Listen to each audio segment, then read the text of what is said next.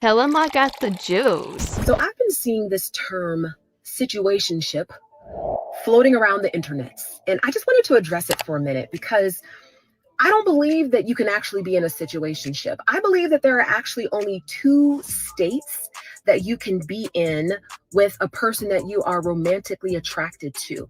One is a committed relationship where we are both together, we recognize each other as such, we have mutual expectations of each other, we're working through differences. There are boundaries around the relationship such that nobody can come at me and nobody can come at you because we are together. We are publicly recognized as being together, and we're heading to a specific destination, which I would assume would be marriage. All right. So that's a committed relationship. But if you're not in a committed relationship and you're with somebody where they are extracting the benefits of a relationship from you, but there are no titles, there's no clarity, there's no destination, they can frankly deny that y'all are even together because it's so ambiguous. You don't have a situationship, you have an imaginationship because it lives in your head. They have deniability. Here's the thing, sis. You can always make more money, but you cannot make more time. So you have to stop allowing men to waste your life because they're wasting your time.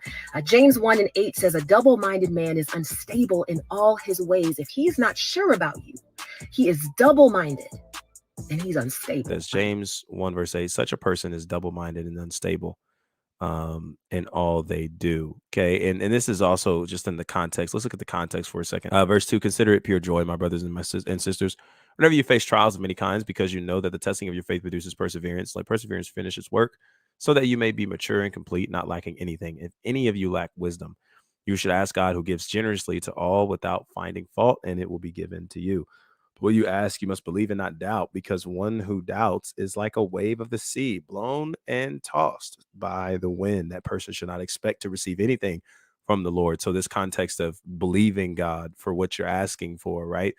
In trials and tribulations and temptations, count it all joy, right? Because it's an opportunity to work patience and all those kinds of things. So, but this is definitely something that can be applied, right? Implied even in this context that, they're shaky, and it's not something to really consider. So situationships, that's definitely a term that is used heavily in so many circles. One of the biggest questions that I've always had is like, what are you really looking for? People that are stuck in some spaces of situationships are either unclear about what they want, or in some cases don't even know how to say no and don't know how to separate from that relationship. Man, they have a lot of hopes. They have a lot of hopes that this person can be something that maybe they just haven't shown them to be, and they're kind of just holding on to it. And I love what she kind of turned it into. It's more like an imagination ship. It's all in your head because they haven't really shown that to you.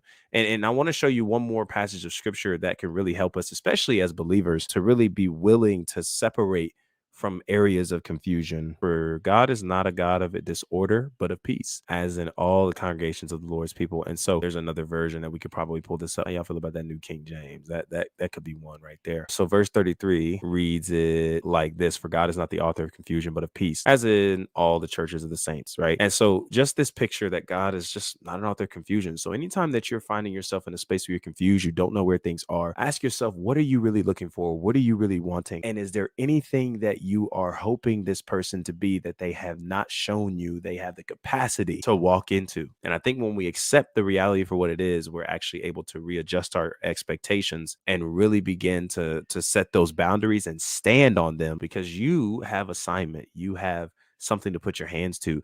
You've got somewhere you need to be, in a place where God is calling you. And to have people around you who are unsure and don't know what to do, you might need to put your foot down, and you might need to make some adjustments and set some boundaries, so that way you're not being dragged to and fro. Because guess what?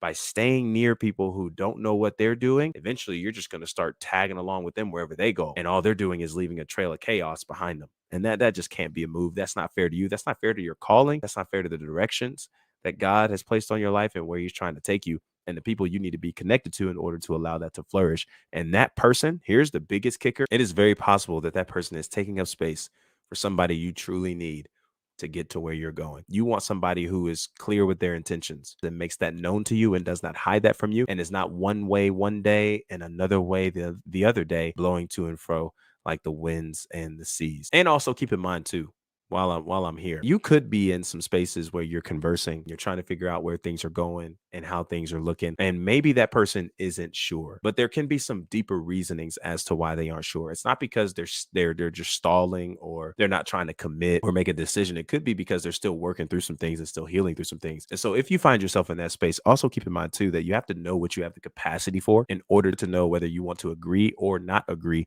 with such a spacing. So if that person is still healing, still working through some things, and they're just unsure, and they just want to take some time to really get to know you and all those kinds of things, you just have to be honest. Okay, this is maybe not something that's too ideal for what I was really coming in looking for. But if you have the capacity, if you're willing to be patient, if you're willing to actually take that time to get to know that person and not force things to be a certain way on your timetable or anything like that, then I think that is something that is okay to step into. Now, again, it's not a space of confusion that you're stepping into because you absolutely know where that person is, what that person is thinking. It's rather you're just in a space of waiting and you're in a space of learning of that individual. And I think you can do that if you have the capacity to do that. And honestly, being willing to live and love with an open hand, because it's very possible that you come to the end of that road and maybe there isn't, romance on the other end of that. And that's something you have to be legitimately honest about yourself with in order to be able to maximize that space and not come in with overwhelming expectations, unrealistic expectations, and then finding yourself upset